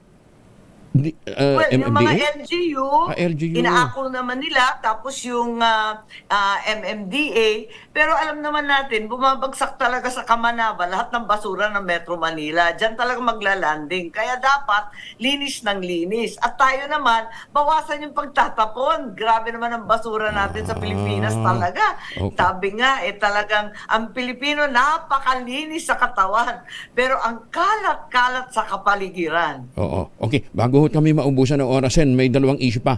Kumusta ho yung pananaw nyo sa Olympic standing? Alam ho ninyo, nung nakikita ko yung comparison ng New Zealand at ng Pilipinas, halos magkasabay tayo pumasok sa Olympics eh. Pero ang New Zealand meron ng 52 gold medals. Tayo sa awa ng Diyos, isa pa rin. Kayo ho, nung kayo medyo ng kabataan ho ninyo. Bata-bata. Aminin na natin. Nung bata-bata, type na type ko yung athletics. Tumatakbo ako kasama nina Ben Silvaneto, tapos sina Elma Muros, type na type ko yon. Kaya gustong-gusto ko sana na yung sports natin, baka parating sinasabi kasi walang pera yung gobyerno para suportahan yung sports. Ano kaya kung ibalik yung gintong alay style na ampunin ng ating mga taipan, ng ating mga malalaking korporasyon, isang sport, tapos maging tax deductible na rin kahit papano para suportahan naman yung sport, hindi naman tayo nagkulang sa talent. May bill kayo on that, Sen? Hindi pa naisip ko lang. Kasi nga, nade-depress nga ako, nanonood ako, inggit na inggit ako sa maliliit na bansa. Nananalo sila. Isipin nyo, ang liit-liit ng populasyon ng Serbia, ng Slovenia. Wow, talaga naman. Pero lumalaban, Singapore, nakakainis. Sa totoo lang, galing-galing ng Pilipino. Kaya lang walang suporta. Kailangan talaga may magbaback up, mag-i-sponsor sa biyahe, sa competition, malaking gastos para sa pamilya, hindi talaga kakayanin. Ang laki na ho ng kontribusyon ng PAGCOR, hindi pa sapat yun? Sen? Parang kulang pa rin daw, sabi ng mga sports associations natin. Kaya naisip ko, ibalik kaya yung gintong alay style at yung private sector makialam. Kapag minamanage ng private sector, katulad ng school building, katulad ng mga na-privatize, parang mas maganda yung takbo kahit paano Ay, abangan namin yung gagawin yung pagkilos dyan, Sen, ano ha? Napakaganda. Ewan ko, kasi diba sabi ni RSA, nabanggit mo si RSA, si Ramon Ang dyan sa Zambales, di ba dati si Danding Coangco at yung San Miguel, inampun nila yung basketball at talaga naman ratsyada tayo sa SEA Games, sa ASEAN. Sana ganun din. Hindi, pero siguro doon sa sports na hindi kinakailangan ng height, sa gymnastics, di ba? Hindi kailangan ng height doon Oo naman. Pero yung gymnastics, kulang-kulang tayo ng equipment at saka kailangan talaga dedicated yung ating mga coaches, kailangan i-training, mahal din talaga Okay. Last point, yung kaibigan nyo si... Pero yung boxing, sa palagay ko, yung boxing, kayang-kaya natin yan. Yun, lamang champion dyan, sana naman. At saka dami na nating medal doon. Tsaka weightlifting, iba pang... Sinabi mo. Sen? Pag sinabi mo Pacquiao, talagang pinagmamalaki ng Pilipinas yan. Okay. Ang sabi nyo, hindi nyo kilala si General Marbil. Sabi nyo, di ko nga kilala kung sino yan. Oo nga. Hindi, mainit ang ulo ko. Pasensya. Hindi ako nakatiis. Pero totoo, hindi ko siya kilala, promise. Kahit makita ko sa daan, hindi ko alam itsura. Hindi ba nag-courtesy call sa inyong mga senador? Nung maupo bilang baka pumunta, hindi ko napansin, hindi ko alam. Kasi hindi dumadaan sa commission on appointments yung mga pulis Yung AFP, kilala po namin kasi talagang dumadaan sa amin. Pero yung mga pulis, syempre, hindi naman kailangan dumaan sa akin. Ang akin lamang, ang angas ayoko ng gano'n. Higit sa lahat, ayokong dinadama yung mga bata. Dinaanan ko kasi yan. Pati yung mga kaso laban sa pamilya ko. Dinamay ba naman yung babies ko, yung 2 years old na anak ko at saka yung 5 months old na anak. Kaya damang-dama ko yung hinanakit ni VP na dinamay pati bata. Yun nga meron ho bang gagawing pagkilos? Kasi ngayon parang biglang natahimik yung paglabas ng video habang nasa airport yung mag-iina, at saka yung nanay ni Vice President Sara. Parang walang gustong mag-imbestiga kung sino nag-leak ng impormasyon na yun Well, klaro, may nagutos, may nag-leak. Kasi nandun na yun sa loob, di ba? Bawal na kumuha ng picture doon. Bawal higit sa lahat mag-release ng CCTV. Hindi naman dapat yun. Ang pagkaalam ko, matagal ng plano to, promise ni VP sa kanyang mga anak. At malay naman nila magkakabagyo na ganun katindi. Talagang umalis naman sila bago nag-umpisa yung Karina. Kaya yun nga, ewan ko, ano bang pinagagawa dyan? Hindi maganda itong takbo ng PNP, pati yung SMNI. Nandun ako sa Davao, takot na takot ako. Hindi kami makalabas ng airport. Akala ko, war zone na. Hindi ko maintindihan. Yung pala yung SMNI linulusob. Okay. Kaya sana huminahon at isipin na lamang na ang pananagutan ng PNP ay sa mamamayang Pilipino, hindi sa sino mang politiko. Sen, maraming salamat for joining us this morning. At aabangan namin yung magiging hearing ho ninyo bukas, Thursday, dito sa Thursday. Thursday this week or next week? Hindi, this week na. This week. Pambihira. Lahat ng tao nag-iintay na ng sagot Kaya pinilit na namin this week. Dapat kahapon kaya lang di natuloy. Kaya pipilitin namin Huwebes, may lumabas naman na sagot dahil lahat ng taong bayan nagagalit na. At hanggang ngayon, marami pa rin nasa evacuation, marami pa rin na nahihirapan. Kahit nag-umpisa na yung eskwela, yung mga anak, talaga kulang-kulang ang gamit. Kawawa naman. Sen, maraming salamat again for joining us. Justin Gina, maraming salamat po. Si Agrina, thank you very much. Si Senator Amy Marcos po, ang chairperson ng Committee on Economic Affairs at Committee on Electoral Reforms. Maganda umaga, Pilipinas! 48 makalipas ang alas 5 na umaga. Maganda umaga, Pilipinas! Alas 5:53 ang oras sa buong kapuluan. Presyo ng ilang klase ng isda sa Parañaque mataas na rin. Aba, pwede daw pong tumaas pa dahil po sa oil spill. Detalye na balita mula kay Giselle Ricaport, RH15. Giselle, good morning.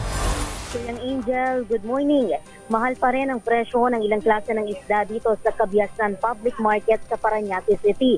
Ang sapsap mabibili sa 400 pesos ang kada kilo, mula lang sa 380 pesos bago manalasa ang bagyong kanina at abagat. Sirit din sa 360 pesos ang kada kilo ng hasa-hasa, mula sa 280 pesos habang 220 pesos naman ang kada kilo ng bangus mula sa 200 lang noon. Nananatili namang mahal sa 400 pesos ang kada kilo ng pampano habang 120 pesos ang tilapia mula sa 100 pesos noong isang buwan. Mataas din sa 320 pesos ang kada kilo ng dalagang bukid mula sa 300 pesos lamang kahapon. Nagmura naman sa 240 pesos ang kada kilo ng tulingan, 260 pesos ang matambaka mula sa dating 280 pesos ang kada kilo. Sabi ng mga nagtitinda rito, Kuyang Angel, asahan ng sisipa pa ang presyo ng ilang klase ng isda dito sa pamilihan. Oras na umabot sa Metro Manila ang oil spill mula sa Limay, Bataan. Una nang sinabi ng pamalagayan na nakitaan na ng bakas ng oil slick ang ilang huling isda sa 6 na bayan at isang syudad sa lalawigan ng Cavite. Ito si Giselle Ricaport para sa DZRH, una sa Pilipinas, una sa Pilipino. Maraming salamat, Giselle. At magandang umaga po kay Professor Andy Pereria. Andy, magandang umaga po sa inyo. Okay, sa mga kababayan natin pauwi ng Pilipinas, dun ho sa mga magpapasalubong, huwag natin kalimutan. May tangerine chocolate po. Locally produce ito ng ating mga magsasaka. Magniniyog yan po sa lalawigan ng Quezon. Sa tulong po ni Dr. Helen Tan. Yung mga planting material ng kakao galing Davao, hinakot po para maitanim sa ilalim po ng mga nyugan dyan po sa Quezon. Kaya ngayon nagpo-produce sila ng tangerine chocolate. Yan po ay branda ng mga magniniyog ng mga magsasaka dyan po sa lalawigan ng Quezon. Available sa 0919-095-5935. At kung doon ho sa mga nasa abroad po, pwede nyo i-check yung mga available variants sa tangerinechocolate.ph. Sabi nga po ni Dr. Helen Tan, sino bang magmamalasakit sa Pilipino kundi ang kapwa Pilipino? Kaya tangkilikin natin ang gawang atin. Dahil every time na tinatangkilik po natin ang gawang atin, pinalalakas po natin ang loob ng ating mga magsasaka, pinalalakas po natin ang loob ng mga MSMEs para patuloy na mag-produce ng pagkain para sa sambayan ng Pilipino. Tangerine chocolate, gawang Pinoy, gawang lokal, but taste and looks global. Maganda umaga, Pilipinas! Metro Manila Shake Drill, suspindido ngayong araw. Ay, bakit? Malaman natin mula kay Edniel Parosa, RH52. Edniel. Kuya Angel, kinansela ng MMDA ang nakakasanang Metro Manila Shake Drill sana ngayong Miyerkules, Hulyo 31. Abiso ng MMDA, ito'y dahil tuloy-tuloy ang paglilinis at pagsasaayos pa sa maraming mga pinsalang tinamo ng Kalakang Maynila dulot na bagyong Karin at hanging habagat. Ngayong araw sana nakatakda itong earthquake drill sa NCR, tampok ang iba't ibang senaryong susukat sa disaster response preparedness ng rehiyon. Nakatutok ang pagsasanay sa kahantaan ng Kamaynilaan sakaling tumama ang pinangangambahang The Big One. Wala namang ibinigay na panibagong petsa ang MMDA maging Office of Civil Defense kaugnay nitong shake drill. Samantala, hanggang nitong linggong ito, umabot na sa halos 800 tonelada ng basura ang nahakot ng ahensya, epekto ng nagdaang kalamidad. Ito si Edniel Parosa, nag-uulat para sa DZRH, una sa Pilipinas, una sa Pilipino. Maraming salamat, Edniel. Oy, huwag niyo kalimutan ha. Doon ho sa mga taga Binangonan, Rizal, Barangay Pantok, Binangonan, Rizal, tuloy ho yung opening ho ng, yung alok ho sa atin ng St. Monique Balay na Bianca Townhouse nila. Ganun din po ang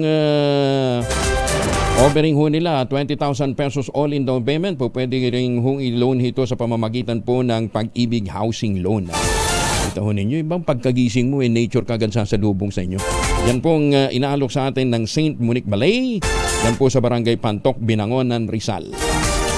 Abay, tawag na ho kayo sa 0917-719-7908. Dito natin na 0917-719-7908. Iba rin ang pangarap na magkaroon ng sariling bahay sa presyong abot kaya.